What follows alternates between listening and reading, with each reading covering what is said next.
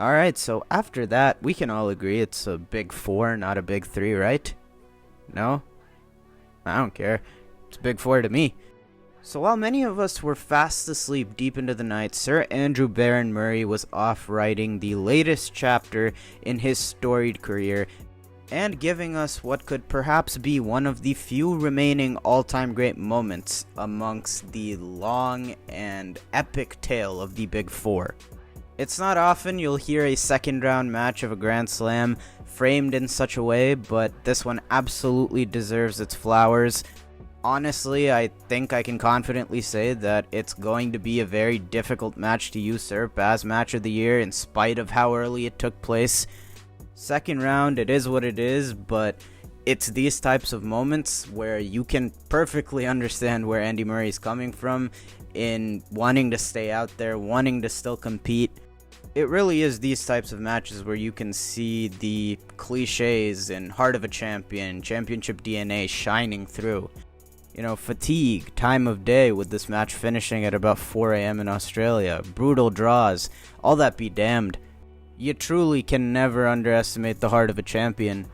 And because of it, we are privileged to be witness to another bona fide time capsule moment for one of the best to ever do it.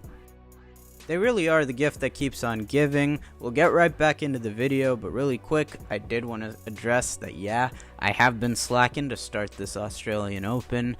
I did want to get my predictions out there and leave them unchanged from what they were pre-tournament.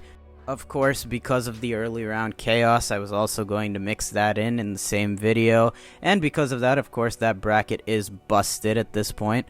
I'll try maybe double uploading today, or, at latest get that video out by tomorrow. But otherwise, if you end up enjoying this video, it'd be much appreciated if you could give it a like, help the video perform better in YouTube's algorithm, and subscribe to the channel if you're not already. Thanks for watching, of course, and let's get back into it. It really isn't like me to get great sleep during this time of year because of this tournament, but this happened to be one of the days where I crashed relatively early, and of course I awoke to see Andy Murray down 2-0, and seeing that point all over my Twitter feed, and everyone knows the point I'm talking about if you got wind of this match in the slightest. Of course, that incredible scramble to break after going down 0-2 early in the third set. That point alone was a time capsule moment in and of itself for Andy Murray. Really reminiscent of that 91 Connors point, just retrieving smash after smash until eventually that point turned, and during the process Andy Murray pretty much covered every corner of the court. Crowd expectedly going bananas the moment that Kokkinakis forehand hit the tape, and you would think a point like that would be what's about to jumpstart a comeback. And funny enough, that really wasn't the case, because not soon after, Andy Murray found himself down 5-2. And it's at that point where, you're happy that you got that point out of this match. It would have gone down in the career highlight reel of Andy Murray regardless, but you totally could understand. You knew that Berrettini tax eventually should have come into play. This comeback was so remarkable that it's probably made a lot of us forget that it took almost 5 hours for him to get past Matteo Berrettini in the first round. And of course, it had been noted coming into the tournament that Andy had said in this new year he felt more ready physically and that he felt he was more capable of going the distance. But you're also just thinking, it's 35 years old, metal hip Murray. Yeah, he probably looked the best he has in this metal hip Murray era in that Berrettini match, but you also felt it was probably going to cost him. And even though that win over Matteo probably is the crowning achievement in a slam for Murray ever since surgery, it just seemed like we were in for a bit of the same old for Andy Murray in this metal hip era, where it's just his ranking fell off so much. It takes so much effort to rebuild that ranking, and even where he is now, which is a far ways better than what he had been, it still left him susceptible to the same pattern of brutal draws and running into a haymaker in the early rounds. Even if he gets through, not much left in the tank after that. But obviously, Andy had other plans. Boy, did Andy Murray over-deliver on that declaration that he felt his fitness was much better than it had ever been post-surgery. Like, this match was less than 10 minutes shy of overtaking Djokovic and Nadal Aussie Open 2012 final for the longest match in the tournament's history. And again, a lot of people say this kind of stuff for the theater of it, that the quality seemed to get better as we got further into the match, but that was absolutely true in the case of this match. It is crazy the amount of road work that Murray was doing, just how deep both these guys dug as we got deeper and deeper into the match. And of course, you gotta spare a word for Thanasi Kokkinakis. You really gotta feel for him. It's, again, one of those matches where it's a shame that one of them had to come away having lost it on the scoreboard. But Kokkinakis in this match definitely put up what I would say is the best he's ever shown in a slam. It would have got it done against most. He never really withered in face of the Murray momentum or fatigue of his own. Fought till the very last ball. Fought so valiantly in that fifth set to extend it as long as it went. And in spite of what has to be a gut punch of a loss, you can't help but feel good for the guy after, so many injury-riddled seasons throughout his career so far. It's really nice that he was able to compete in and really put in such an excellent showing in a match of this quality. But again, on the Murray side, it was so awesome getting to see so many of the qualities that made him the player that he was in his prime just come through again for him, like it was muscle memory. And I did get a bit sidetracked, but I really didn't get to see any of this match until about 5-all is when I tuned in again, because I saw the point, I saw 2-all on the scoreboard. You had to love that point no matter what, no matter who you are.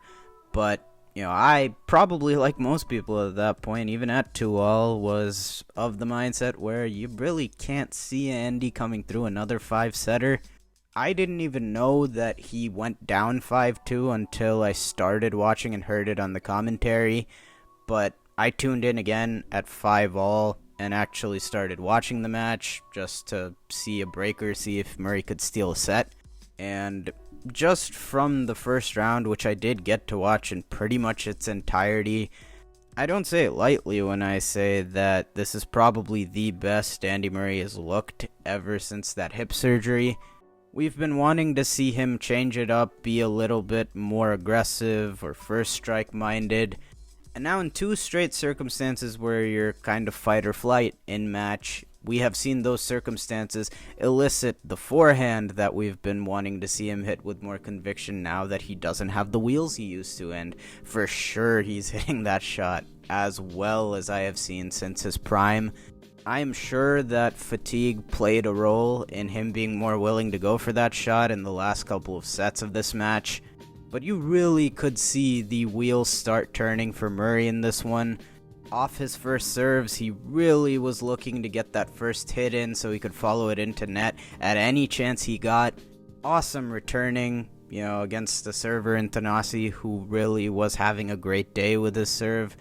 And in the 5th, it did seem like Thanasi found his second win because he was looking to be burning out in the 4th and of the 3rd. But ultimately, it did seem like he was saving himself for a 5th set. And as he seemed to reignite in the 5th set, that was especially where, again, I was like, this Berrettini match tax has to come in now.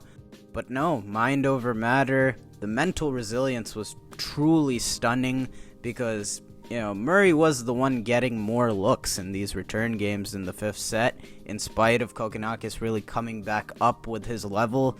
I believe there were 3 total games where Murray had a look at break point in the 5th set, and just about every time, Kokkinakis came up with a huge first serve or, hit an incredible forehand.